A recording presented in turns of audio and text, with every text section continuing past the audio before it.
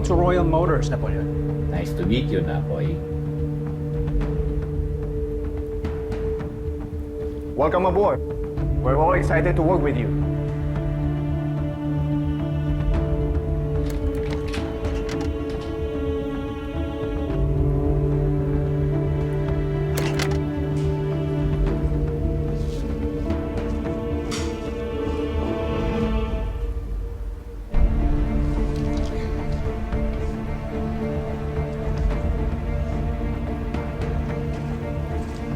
Andrew.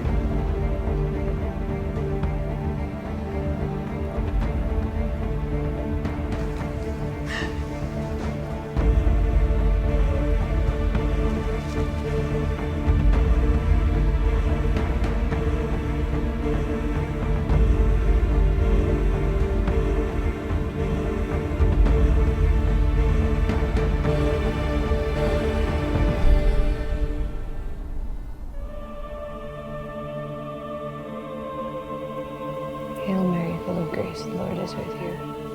Blessed are you among women, and blessed is the fruit of thy womb, Jesus. Holy Mary, Mother of God, pray for us sinners, now and at the hour of our death. Amen. Hail Mary, full of grace, the Lord is with you. Blessed are you among women, blessed is the fruit of your womb, Jesus. Holy Mary, Mother of God, pray for us sinners, now and at the hour of our death! Ano, diablo pa ba?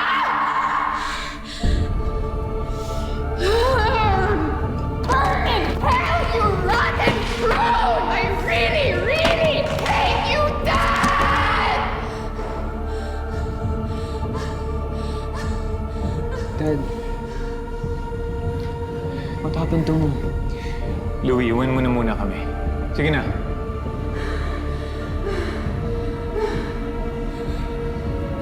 Tama na yan. No, no, this is what he wants! That's what he wants for all of us to be angry at him! I'm sure he's working together with that Napoy. They both deserve to rot in hell! Gusto mo ilabas yung galit mo? Ha? Sige, ilabas mo yung galit mo sa akin! Ilabas mo! Sige, ilabas mo!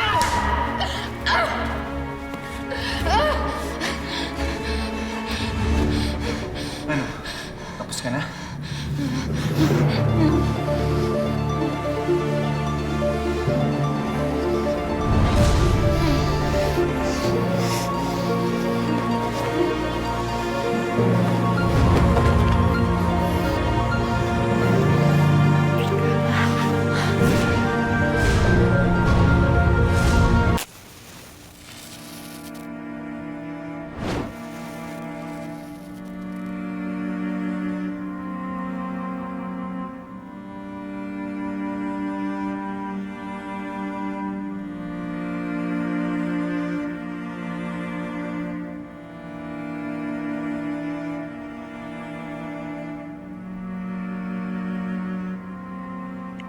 I hate Dad and Napoy.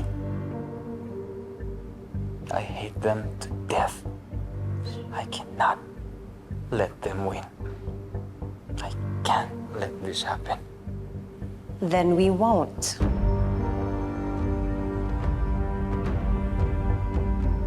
Come here.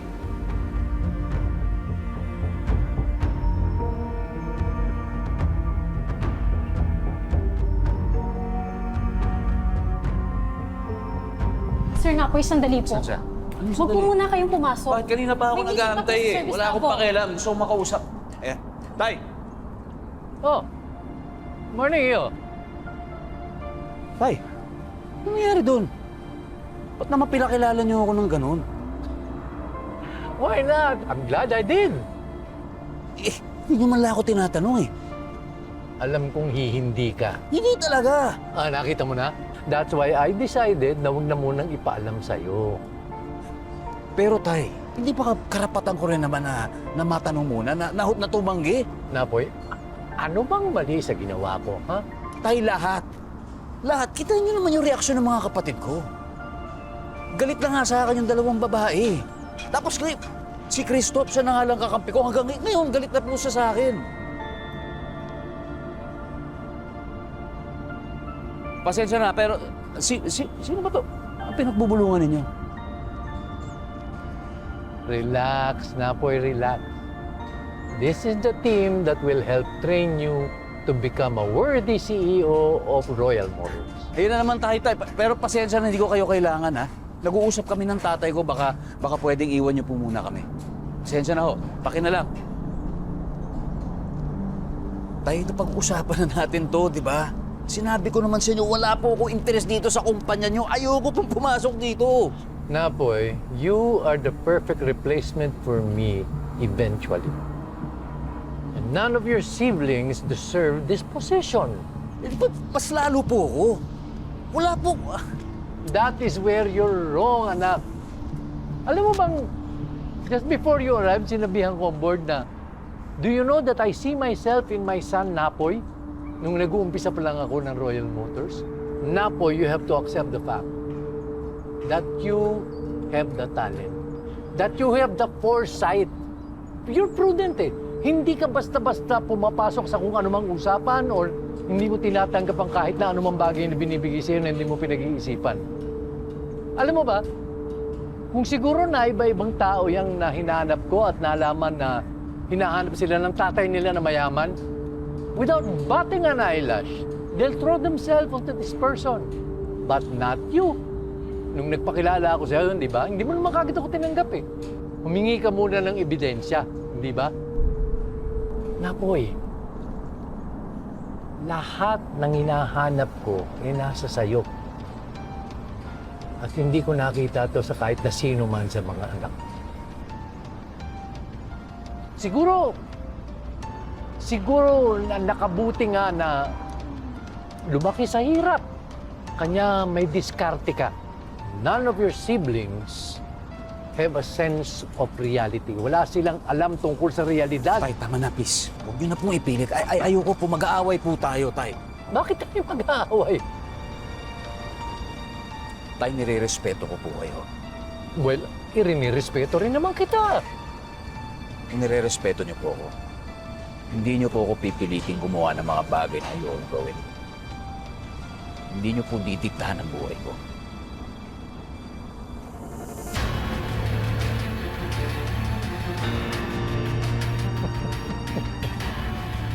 Ay, Naboy, you are exactly me.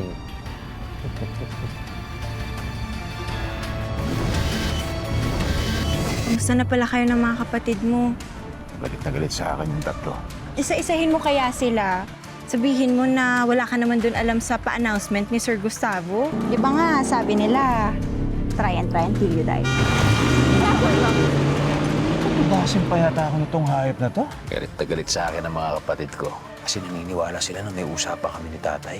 Na ipamamana niya sa akin ang pagiging CEO ng Royal Motors. Hindi nga ba? Ito na yung huling beses na mag-uusap tayo. Let this serve as my goodbye to a brother that I always wanted to have. Bitawan mo yan.